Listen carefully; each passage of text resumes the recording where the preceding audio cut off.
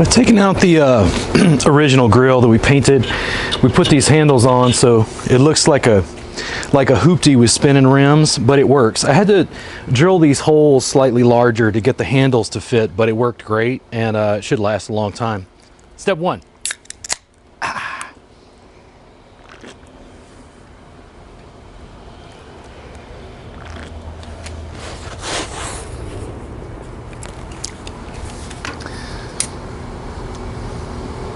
We're gonna light this and see how it goes.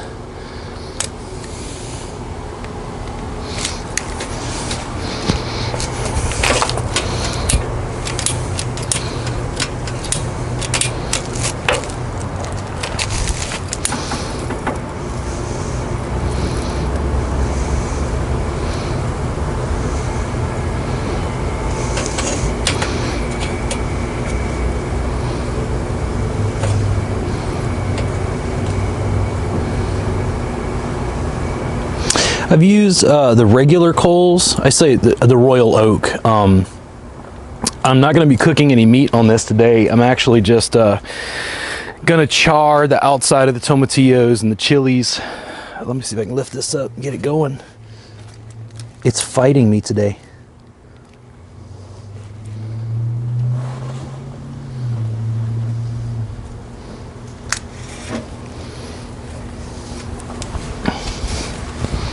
Come on, burn up.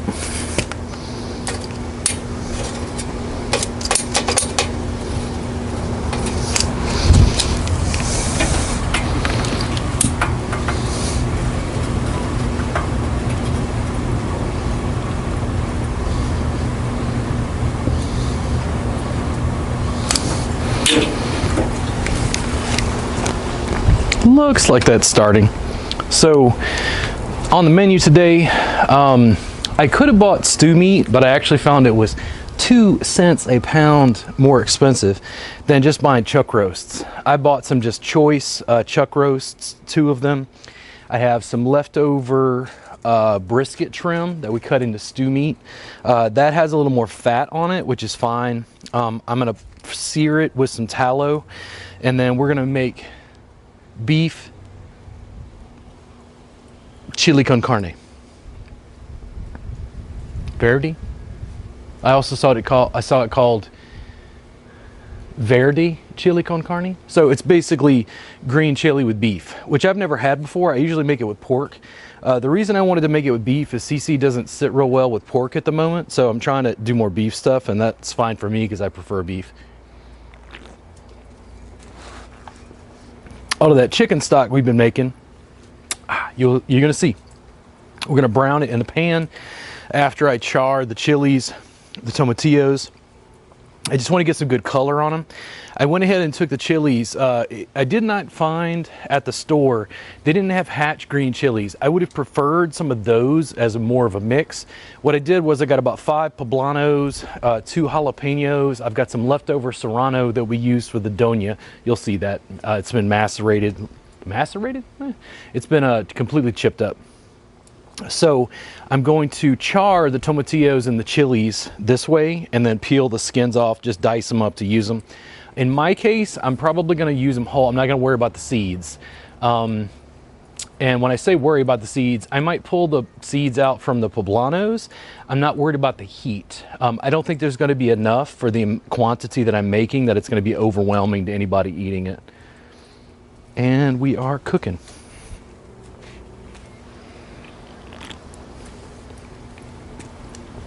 It's a little bit earlier today, but I'm not going to be out here super long tending to this, and I can hear those coals start to catch. I'm getting a crackle, but we'll show you what it looks like in a second whenever the chilies are ready to go on. Burning, burning, burning.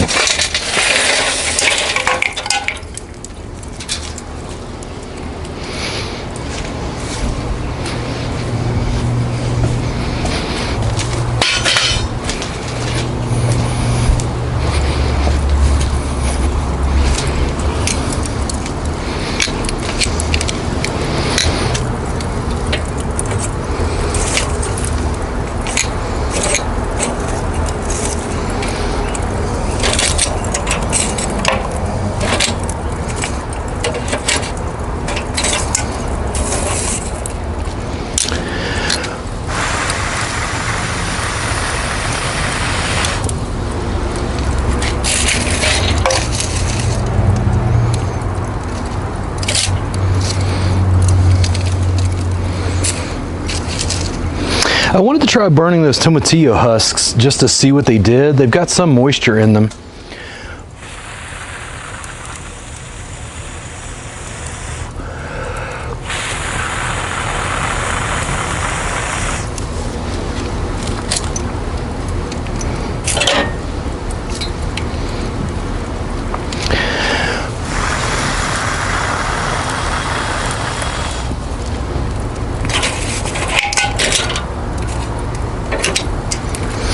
These are way less uniform. It's super strange to me because the Royal Oak has a much better flavor if I'm gonna go for charcoal, but the mixed like sizes like fall through the grate more easily.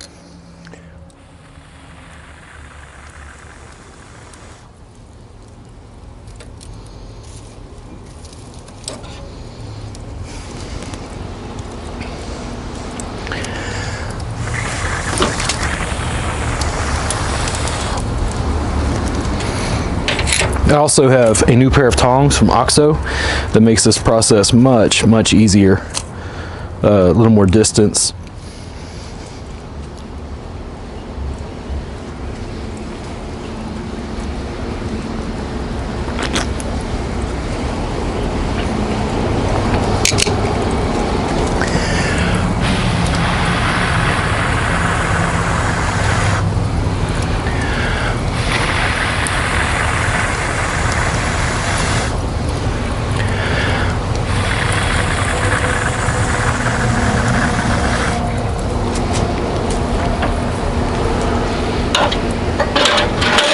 And this is the first time we've run this guy since I cleaned it up.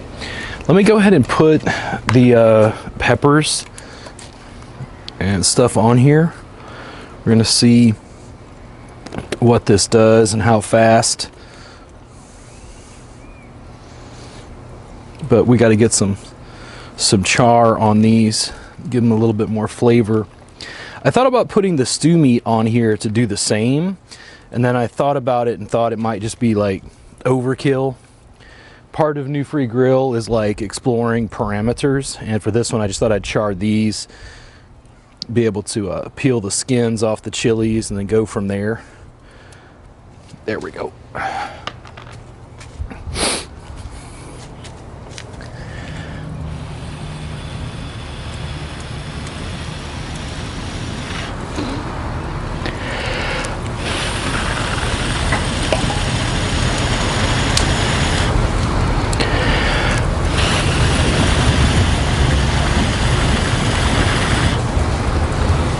All right, I'm gonna put this on and we are gonna let that sit. We're gonna go inside and deal with the chuck roast. Pretty prepped here.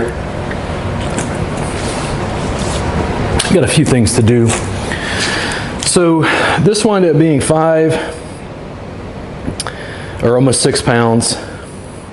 It is $5.97 a pound, and the stew meat, I swear the stew meat was like a little more expensive because it was already parted up. It's already got some fat on it, which I want.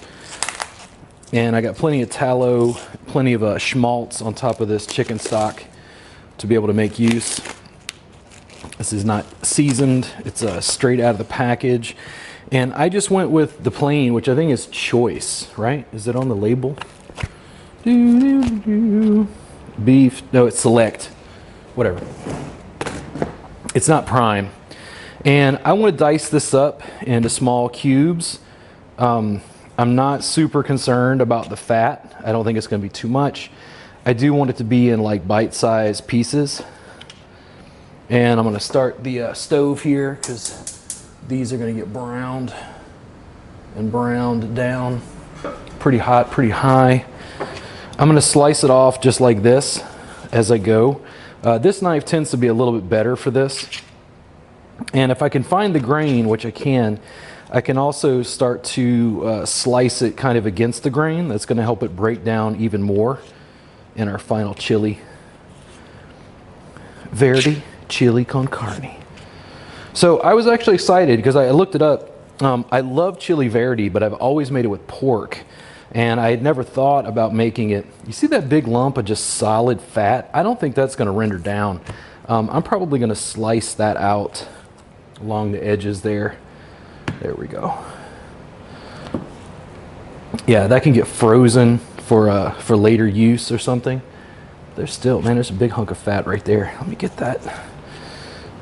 There we go. A little piece of meat right there. I'll cut that out. The rest of that, that's almost like trimming a brisket. That chunk is so big and so thick, that's not gonna render out at all. And I like when people get good big chunks of meat in their meal. This is really gonna cook down. It's gonna be in much smaller portions. Let me see, do I have an extra bowl? I do. And we're just gonna set this aside. And this stuff, like I said, it'll just get frozen. Totally, totally fine. Let me move this over. That way you guys hopefully can see a little better. Now, I've got a line right here. Let me cut along this. Try to remove the meat from that line of fat. Because again, I don't think some of that is gonna, that's all meat. That's a line. There we go. It looks about right there. Slice that out. Now, if I wind up with a bit and it's got some fat on it, I'm not concerned. There we go. And we'll slice that across. Good sharp knife is your friend. Don't be afraid.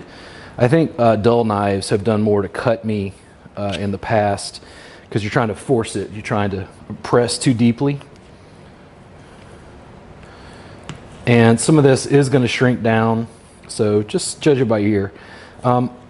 By ear? I don't know. Eyeball it, basically. Figure out the sizes that you want and what's going to work best. I have a tendency to deal with proportions where I want it to be like a certain size to fit in the person's mouth easily. I feel like it makes the eating experience more enjoyable. If people have to chew too much, it's not soft enough. Same goes with my brisket. We're working on it, guys. That's got a little too much fat on it. Let me peel some of that off. There we go. And it looks like that's going against the grain right there.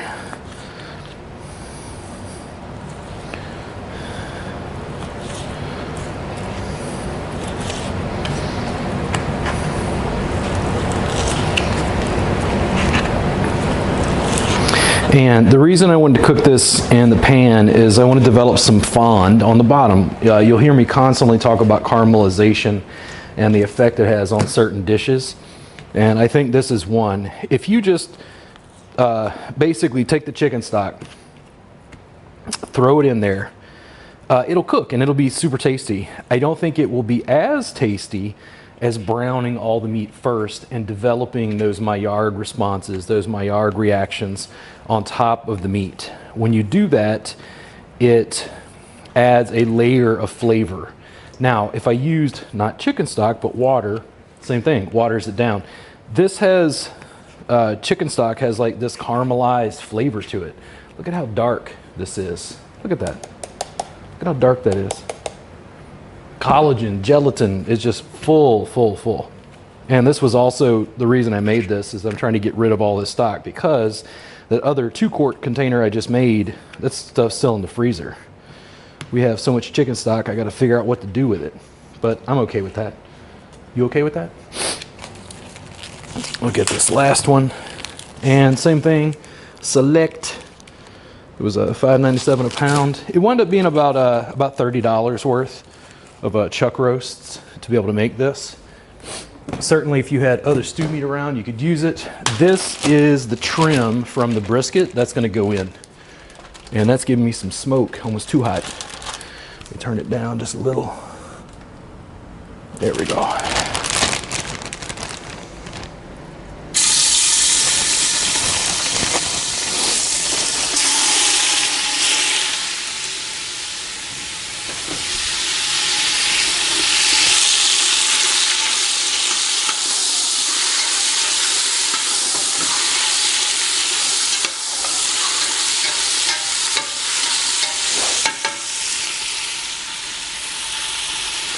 I'm not going to season that too heavily just yet.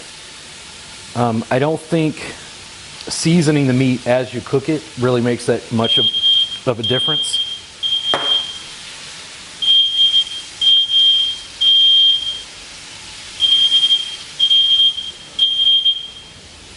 I'm glad I could make you deaf with our smoke detector. That just maintains some of the authenticity of my kitchen. That's the first time that guy's gone off in my case, I think since I've been here. I don't think I've had that happen while I've been cooking. And you can hear it cooled down now. It's like that fat just got super hot before I got that beef in there. I'm slicing this up, just cubes. And this one doesn't have that same line of fat. There's a little bit on the edge right there. I can slice that off, but I don't see that line of fat through the center that was all hard and gnarled.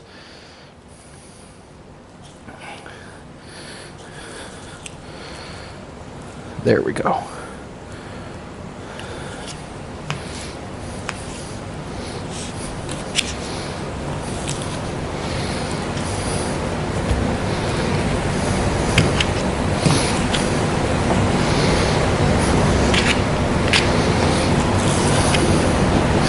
I love this sort of meal in the fall. It's a little hot right now, but I'm going for it since we had all the chicken stock.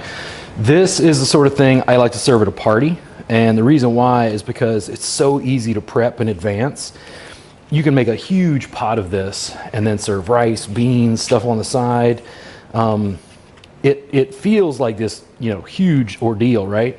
But let's say these 2 chuck roasts were $30. Imagine spending $60 and that's your main expense. All the chicken stock is just leftover chicken stock you've got in your deep freeze, right? Because you're making chicken stock and freezing it for later use, yes. So it looks like you did this huge amount of work, but all you did was brown some meat and throw the vegetables together. Oh, we threw one on the counter. That's the special.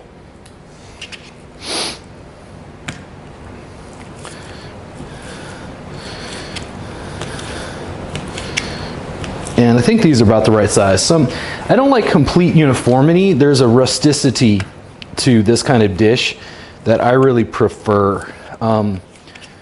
This isn't something that I think you'd get in a fine dining establishment. This is closer to what I think people in Mexico are eating as stews, soups, things that are cooked down and stewed for long periods of time. And I really enjoy that. I think it's home cooking.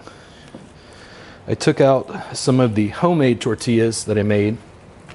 I'm probably going to heat those up, serve those to Cece with the stew so she can have them. And it makes good use of thicker tortillas. There we go. And I'm going to add this to the pot in batches without setting off the smoke detector. And it's going to brown. You really want it to caramelize, okay? It's going to cook either way in liquid. It's going to cook, it's safe to eat.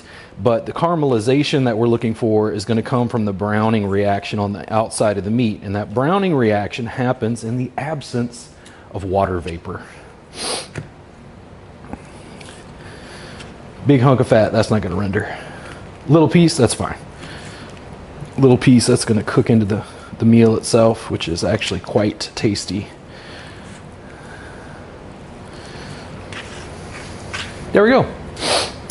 Full chuck roasts. Let's go ahead and go check on our chilies. I don't know if you can see this. There's water vapor, right? Caramelization cannot happen in the presence of water. We have to cook the water off to be able to get it to concentrate that fond on the bottom of the pan. Still cooking, but I think you can see that there's water vapor coming off. You have to get it to dehydrate to get the oil and the fat to caramelize the outside of the meat. If you wind it with gray meat, blech, and when I say that, it's not because it's gross, it's because it's not going to give you the same kind of flavor that we're looking for at all. And while that fat is still cold, I'm going to cut this into smaller pieces because that's going to render better later. I'll often just throw this in a bag in the freezer, a little quart bag. And if I wind up with more trim, stuff for like tallow, you know, if I trim another brisket and I have all that fat I rendered 2 quarts. Well, I say that. I rendered 2 jars of tallow the other day from fat that was in the freezer to make more room. It's one of the reasons I wanted to get the chicken stock out of the way. It's just taking up space. You don't want to wind up with anything freezer burnt because it sat too long. I think those are good chunks. We'll just put that aside.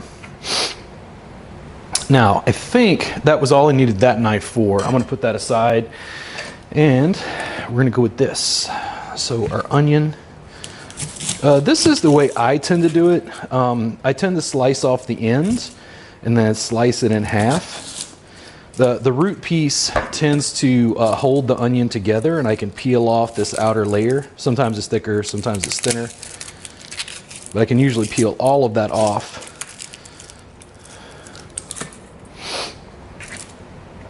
If you get little pieces, just pick that up. You don't want that in the food. And same thing for the compost pile right here. There we go. Now, you got a flat edge, and that's great because it's not going to slide around as much. My cutting board is on a towel right now. I'm going to come down through here, and this is a rough chop. This is not a French restaurant. I'm not at the French Laundry. They'd fire me. They'd never let me work with you. You said?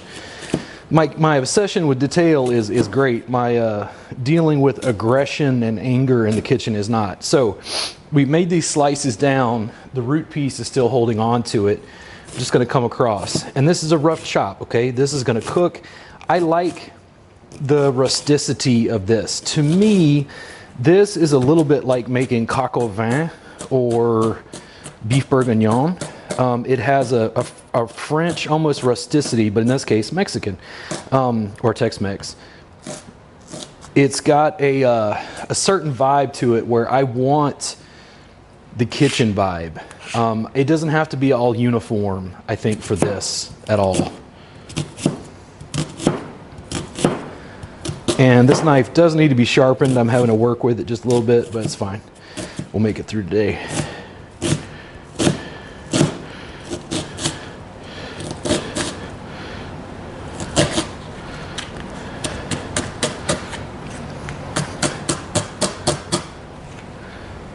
And super rough chop, works great.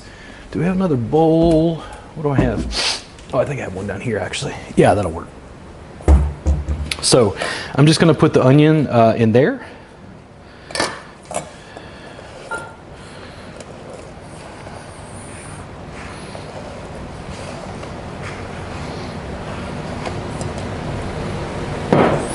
And then we're gonna work on our garlic. I'm probably, for these are pretty large cloves. I'm probably just gonna do 3 or 4 for the whole amount. I can always adjust it later.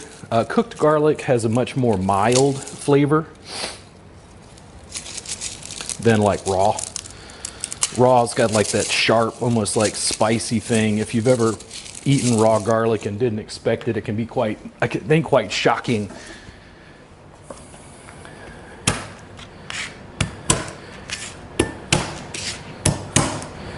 And that's just to get the skins off.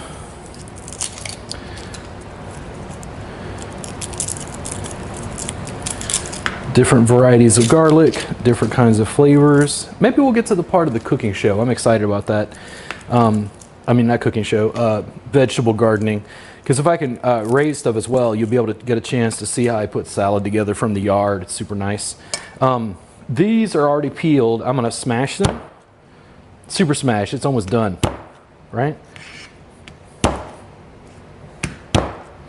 And then we're gonna chop it all. And rustic. If you got chunks of garlic, I've had people ask me, what is that? Like, pull it out and like garlic, and they're like, holy shit, that's like a big hunk of garlic. I don't care about that as much in a home kitchen. I just don't think it's that big a deal. And you can chop it as fine or as chunky as you like.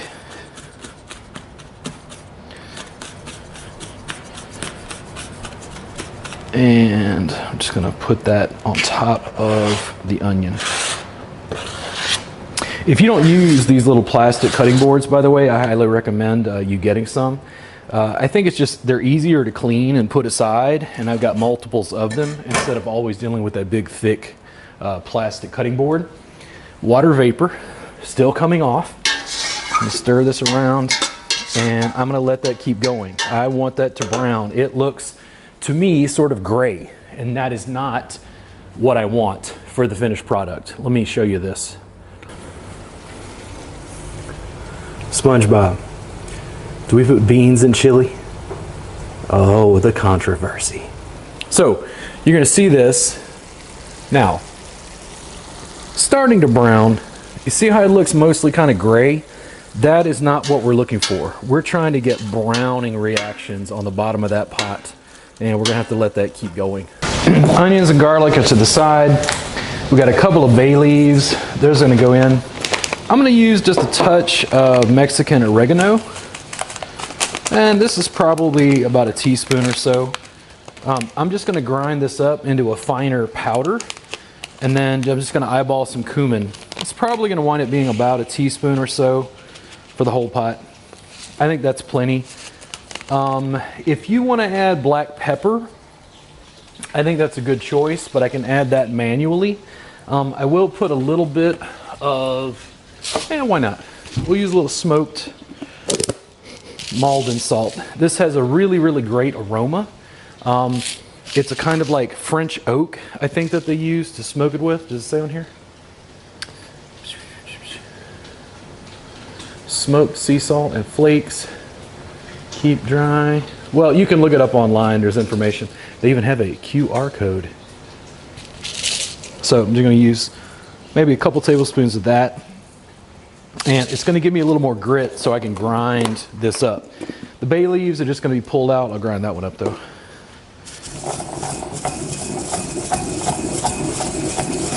Now, I could get an actual molcajete. I tend to call this my molcajete, but it's actually made of like marble or something. It's a little bit better as a spice grinder. Those molcajetes typically are lava rock, and it's more porous. It's got like chunks that'll allow it to grind up stuff just super, super fast. This works better for spices, in my opinion. And I think you can see that all of that leaf from that Mexican oregano is now completely just fine powder. And these are going to be easy to just pull out. But I think that's ready.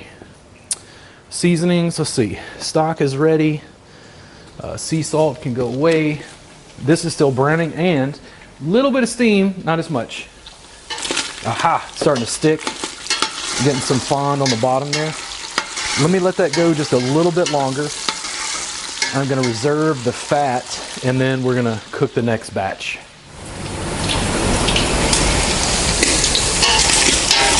That, folks, you see the brown? That is what you want. I think that is just about good to go. And you're going to do that for all of the meat, okay? Layers and layers and layers. That looks really, really good. Got a good caramelization. Even a little steam on the lens. Look at that. I have experimented with this, and we'll talk about watermelon real quick. I don't know, still some moisture coming off of that. I reserved the cooked stuff to the side. We'll put the Malden salt away. But watermelon is one of these things. Cece loves watermelon. She would go to the store and buy little plastic containers. And I would look at it, and like I would look at the price of a whole watermelon and go, you're saving like dollars per watermelon. And she eats watermelon, she loves watermelon. So what I did was I started buying the watermelons whole and then slicing them up for her and putting them in the fridge. And I noticed over time that if I took a hot melon, or room temperature, sliced it, put it in the fridge, it rendered a bunch of its liquid. If I put the melon in the fridge and let it get cold and then sliced it, it didn't produce quite as much. Use that to your advantage. If you're making margaritas with watermelon or something, they're amazing. Now, when I pick one, this is me. Does it seem hollow? Okay, that's for a good sign. Orange, not yellow, orange. Orange, I don't know why, and maybe I'm wrong. If I'm wrong, you tell me. You tell me how you pick a melon. Here's how we're gonna do it. I'm gonna slice off the end to give me a flat surface. That's gonna go in the compost pile. I'm gonna slice off the end to give me a flat surface. That's gonna go in the compost pile. And now we're just gonna shave it around the edges. And if you don't get it all, don't worry. We're going to go back through to make sure we get it. I'm going to turn it and slice and turn it and slice and turn it and slice and turn it and slice. Now, most of it is off. There's a little bit, if you want to dig that out with a spoon, feel free, but I do this every other day, seem like. So, most of the peel is off. Now I'm just going to spin it around and just shave off that little bit of pith, that little bit of white. Is it called a pith on a watermelon? It's always what it's called in like citrus. It's kind of bitter in citrus. The watermelon rind isn't really bitter, but it's not as sweet. I'm slicing off the white pieces. I'm going to flip it over so you got a little piece right there, a little piece right there. And I'm going to go around, go around. That looks pretty good to me. I'm going to check it one last time. Most of it's gone. So I'm going to pull this off into the compost bucket. Bugs love this, by the way. If you got bees and stuff, that little bit of sugar, they love that. Now, I'm going to pick a side because I'm trying to make cubes. And I can probably get one more out of there, right there. There we go. Now, I'm going to lay this on its side. This one just happens to be seedless. I don't have a strong preference. I tend to eat it with the seeds. I cube it up. Now, for the big one. Think bite-sized pieces, okay? Now,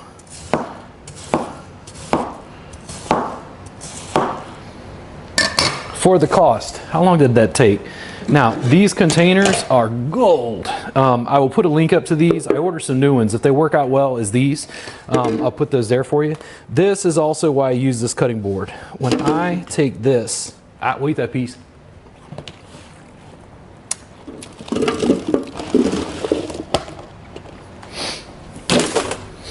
Now, your watermelon is diced and ready to go. In the evening after dinner, Cece loves to grab a pair of chopsticks, come down and have this for dessert. Absolutely awesome. Do this. If you love watermelon, eat more of it. I did something that I've been meaning to do for a while. We don't have a deep freeze yet. And in the absence of a deep freeze, I have a tendency, man, I got some leftover chilies that were ground up from the doña. I got stock, like what order is it in?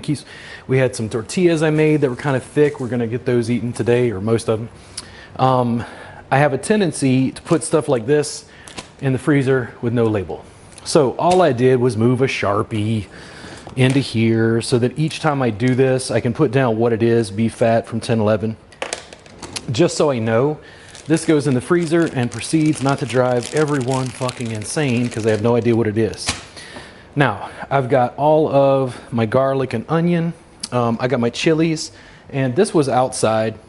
I'm gonna go ahead and take a look at this, and if I get any supremely like burnt pieces, I can take it out. But the tomatillos are basically just gonna get diced up. You'll see how steamy that still is. And I want to pull the skins off. Where'd my compost bowl go? Did I use it? Did I put it away? Oh, I washed it, I guess. Well, yeah, there it is. I tossed the what do you call those? Watermelon rinds. Yeah, I tossed those. So I've got this. I'm going to come in. Do I have reading glasses down here? No, I do not. I guess I'll get away without. I'm going to pull the piece of the stem off. And I'm going to see if I can get some of that skin off. Now, I'm not worried about the seeds on these jalapenos. That's relatively minor. This is the stuff that's actually going to be hot. And I think I got that pretty good as far as the skin goes. Some people will wrap these in like foil afterwards. If you do it in your oven or on a broiler, you can do that. But I think for me, this was going to work just fine. There was enough tomatillos in the pan that I thought it would add a little bit of moisture to kind of steam it off. And I let these cool. They could be a little bit cooler than they are, but I think I can do this without like burning myself. And again, I'm just trying to see that I get the bulk of that off. There were only 3 jalapenos. And if you get some skin in there, don't worry, it's not going to mess anything up. People just like to do this. They think it gives it a slightly better texture when it's done. And when you're peeling raw cooked chilies, what's the rule? Come on, say it with me.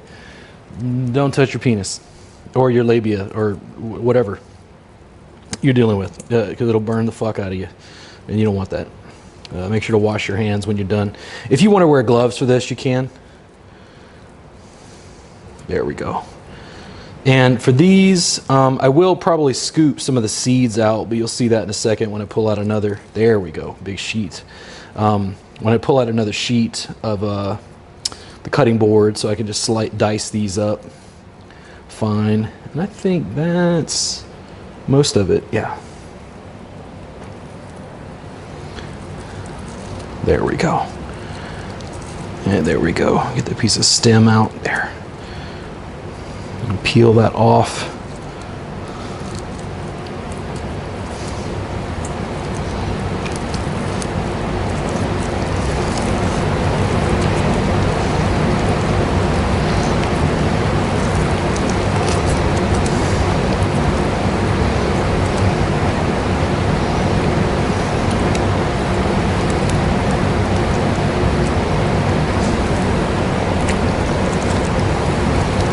Again, stem, hey, and skin.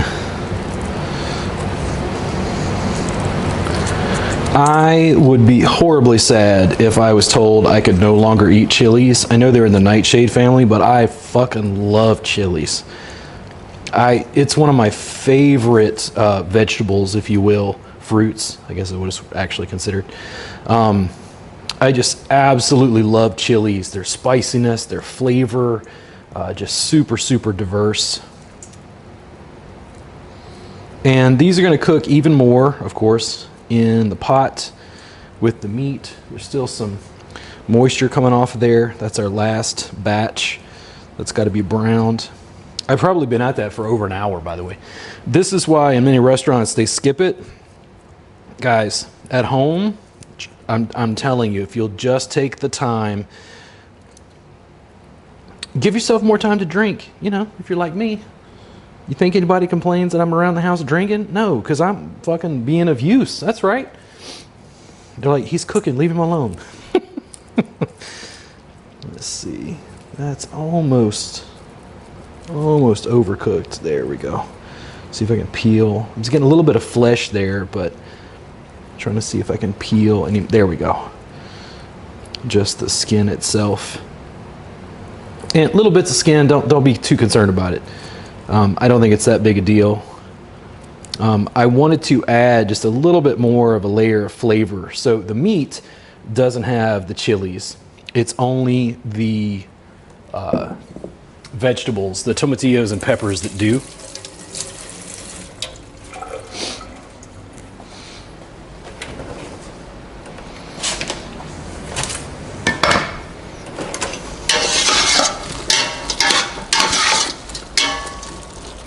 I mean, it's an important part, you know, of what you're doing.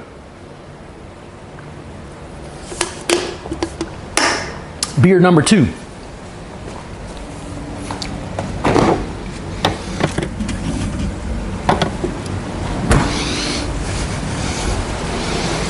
I did also, we'll talk about coals real quick. I couldn't quite get the charcoal. The Royal Oak is different than the briquettes. The Royal Oak lit, but it wasn't quite giving me enough heat, so I pulled a piece of bark off of my post oak and got that to light. Immediately, it's putting out all kind of smoke. It's like catching on fire. It's like charcoal, I think, burns fast, clean, and hot. The wood, for like wood smoke, burns, I don't want to say dirty, but it's like full of particulate. It's full of smoke. It's got more like oak, like flavor to it. Charcoal is very clean. When I talk about chickens, and I always make chicken skin or chicken wings in the oven, the dry heat from the oven, there's no additional flavors added. It's just the chicken. With these, could I have just taken these plain, just diced them up? Yeah. but you wouldn't get any of this caramelized flavor with it. You wouldn't have any of those smoky notes. And did I want to, okay, we got celery, carrots, onion, chicken, we got garlic, onion, bay leaf, cumin, a little bit of Mexican oregano, a little smoked salt. I wanted something that was a little more plain beef, right? Browned, caramelized, with a little bit of a smoky note, not overwhelming. I'm not opposed, like I just did the butter chicken, and the butter chicken only had the stock, which is related to New Free Grill. I made chocolate chip cookies. What the fuck that got to do with a smoker? Nothing. It's just a cooking show where I get to explore and experiment and show you what we're eating on the regular, as cheap as possible. Those 2 chuck roasts cost $30. My guess is in total, this might have cost $40 if you don't count the cost of the chickens. And here's what most people do with the carcasses. They just throw it in the trash. This has tons of schmaltz and chicken fat on top. This stock is a little bit darker and a little bit older. This was just leftover from donia making. Guys, I try to use everything as much as I can. So let's go ahead and we're gonna slice and dice some of these. That's gonna go in just like that. And those tomatillos will cook down, by the way. They'll basically just turn into, not mush, but they just become liquid in there. Tomatillos have a really interesting flavor that is, it's kind of like a tomato if you've never had it, but it's got a tartness to it that I really enjoy, and I've learned to like take it easy. So I've got some tomatillos. It's going to impart a little bit of flavor, but it's not so much that I feel like I'm going to be overwhelmed by this tartness. And again, this is going to cook down. If you find any pieces in your pot afterwards and you want to mash them, just take a fork and mash it up against the side of the pot. You can still see there's some liquid in there.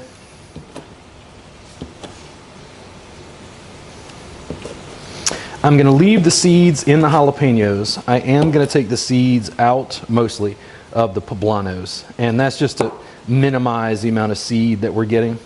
You can see all the seeds in the tomatillos, but again, these are going to completely break down in the pot. Now, these will go whole.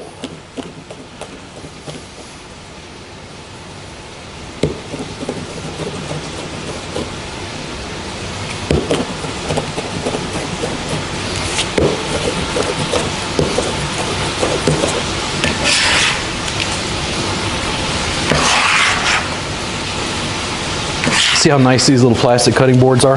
If I'm doing something more heavy duty like parting out chicken, sometimes I'll take it out. Now these, what I'm going to do is I'm going to try to peel these in half and open. There we go. I'm going to take the back of my knife and I'm going to run it along just to try to scoop some of those seeds out onto the mat.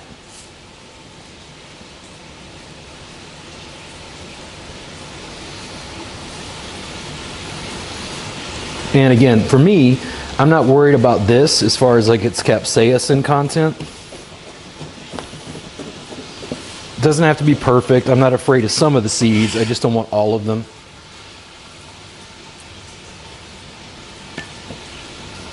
You can hear that good bubble on our beef over there. Man, that has almost no seeds in it. Wow. There you go. That's got a little bit more. Now, see, that's the excess. I don't want that much. So I'm just going to peel that off to the edge there. Let's see if I can do this. There we go. And I'm just going to put that on top. Let's see how we did. Plenty of seeds.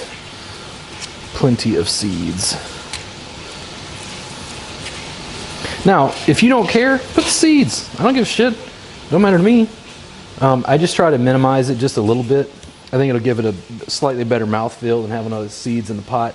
And that little bit of liquid is going to go in. Just a handful there. Just a couple. There we go. So I'm going to slice this. Now, I have had some people, I've made chili verde with pork, and I think I may have posted a recipe or something about this one time. And somebody was saying that they put nopales in theirs. I think that would be an awesome addition. People tell me it tastes like a little bit like green beans. If you want to do that, anything green or any kind of chilies would probably work well. Like if you want more heat, you can add serranos. You could also brown those. The serranos would probably be really nice. I'm using the serranos that are left over from the doña, so I'm not going to worry about it. And I'm just trying to scrape the bulk of that into the compost pile before I rinse it off.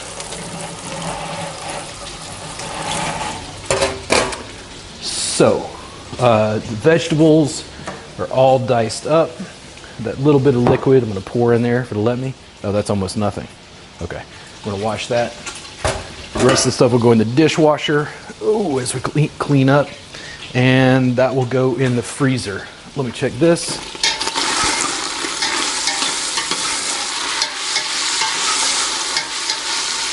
Okay, I think that's a go.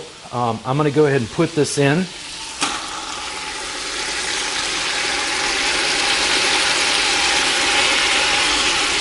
And I'm going to put the rest of the meat in with a little bit of fat. You want to save that. You don't want to lose that fat. That's good. Then we're going to go with our chicken stock.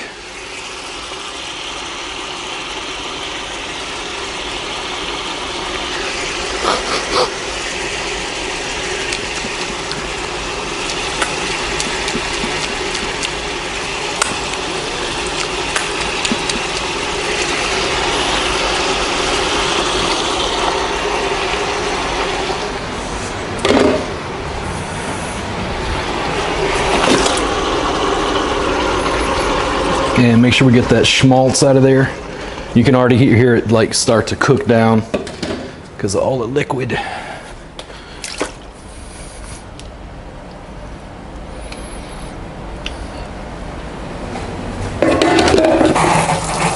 I personally, in my case, think that people are afraid of fat. And what I just noticed, I tasted that one thing of stock because that was not chicken stock. That was strained drippings and collagen stock from the beef cheeks. It's going to add a smoky flavor. So you see what I'm saying? This is why I wanted to label stuff that goes in the freezer because I'll forget. It doesn't matter. It's mainly just the same thing. It's like chicken stock. What were the beef cheeks cooked in? Chicken stock. So we've got that. I'm going to add the spices here. And we'll make sure that's not stuck on the bottom. There we go. Now, at any point you can add more spices. If you think you need more salt, if you wanted to add some black pepper, I think one of the recipes I looked at, they added a little bit of, what was it, allspice? And I think that's just completely up to you. It's really up to taste. I'm only going to add about half of this to start. Oh, that's, so that serrano, almost like sharpness, and this isn't smoked. That's got some heat to it. I'm gonna put that aside because I just want to add a little, see how it does, and then we're gonna test it as we go. Let's see if I can get this stirred up. It's almost like cold now. Ah, it's starting to liquefy. There we go.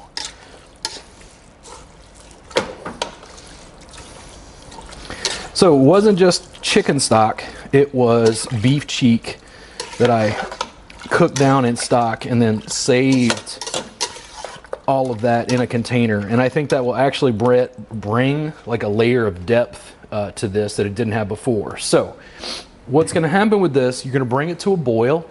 Once it gets to a solid rolling boil, turn it down. Just let it simmer. You do not have to just boil the shit out of it. Once it comes to temperature, and it's mostly liquid at this point, even though it was like a gel, it's because of all the gelatin in it, we're going to go ahead and turn it down and just let it simmer, put the lid on, and it's just going to cook and cook and cook. If you feel like it's too much liquid, you can leave the lid off and let it slowly dehydrate. But I think we've probably got about a good mix of like liquid to solid ratio. We'll do some dishes, clean this up. That's right. I cook and I do dishes. Guys, listen, if I can tell you anything, I know that some women will say that's just what we're supposed to do. And I do believe in egalitarian sort of like splitting of household chores, but do you know how much more frequently I get laid because I cook and I do dishes? I'm just letting you know. I'm just saying, even me, you know, with my attitude, personality, and good looks, even me. We're gonna go ahead and bring that to a boil and we'll see what happens next. We're gonna serve this up. I added just a little bit more salt. It cooked for several hours. Super dark, super rich. The stock that came from the beef cheeks really made it a little bit darker. I think the flavor is a little bit more smoky because of that. But I'm gonna ladle myself a heaping bowl.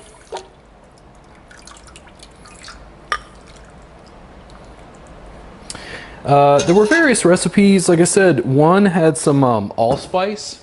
One, they added just a little bit of masa to the mix, and I think that the masa would actually thicken it just a little bit more if you desired something with like a little more thickness, I guess. It's very hot. You can see the steam coming off of it. And these are the tortillas that came from, oh God, they smell good, from the barbacoa that I made. I'm just going to hold on to these, and those are going to get cooked in just a little bit of beef tallow for Cece just before I serve. She's going to eat it as like almost like bread, you know, with hers. But guys, look at this.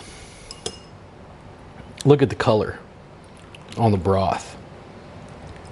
Just layers and layers of caramelized flavor. I did only use that little bit of serrano from the doña, about half. I think the spice level with the 2 jalapenos is just right. It is what I think some white people in America would say is spicy if they don't eat chilies, but it's very mild for our household. Cece and I both love chilies and can eat stuff that's super hot. I think that this is just at the right amount, and I added just a little bit more salt just to get it to the flavor that I wanted. I think that the chunks of beef and the size that I made them are just perfect for a mouthful. This is really what I was going for. But look at how thick the stock is. Oh, so deep. That's not chicken bouillon. You can't get that mouthfeel from bouillon. That is just so viscous, loaded with gelatin. Stock is one of those things where, remember the last time I made stock, we put in that large container. The other day I needed that container for something else. This is what we put the watermelon in today. When I did that, the stock was in the container and I was trying to figure out how to get it out. And I decided what I would do is just run hot water around the perimeter until the outside just began to melt, so it would come out of the container. When it came out of the container, I just wrapped the entire thing in saran wrap multiple times, multiple ways, and then stuck it back in the freezer. That's a real classic example of like kitchen thrift for me and trying to make space, because leaving it in one big solid block actually takes up less room in the freezer. I'm going to wind up using all of that for another meal, probably like this, from that one container. And she's going to have me make chicken tikka masala or something else again. So we keep cycling through chickens, not to mention the fact that the wing tips always get used in the stock as well. But this is a super thick, super rich. I'll be sure to include some photos at the end so you can see what the tortillas look like when they're a little more browned. I mean, they're already cooked. You could just eat them as is, but she's going to want them heated up in a little bit of oil.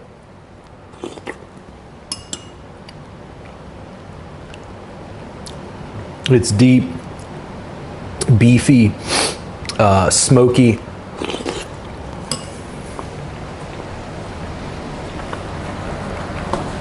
I think that some of the richness is not just browning the beef, but the beef cheek, the cachete stock that I mixed, is so full of gelatin. It had a deeper, smokier flavor than even the poblanos or the tomatillos would have. And in fact, I think the tomatillos, if you didn't want a smoky version, I think you could use the plain stock and just use the tomatillos without roasting them first. I think the roasting of the tomatillos gives them a slightly more mild flavor and less tang, less tartness.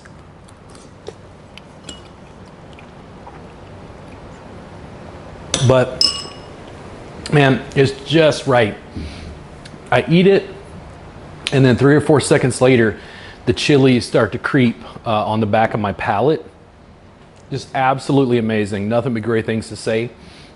This is likely going to become something that I make regularly. I think I'm even more excited because it's with beef. I've made it with pork before, but I can't say that I prefer it with beef, but I tend to eat more beef, so it makes more sense.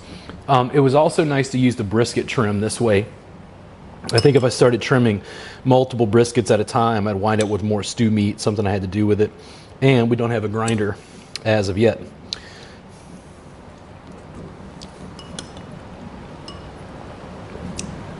Deep, thick, rich.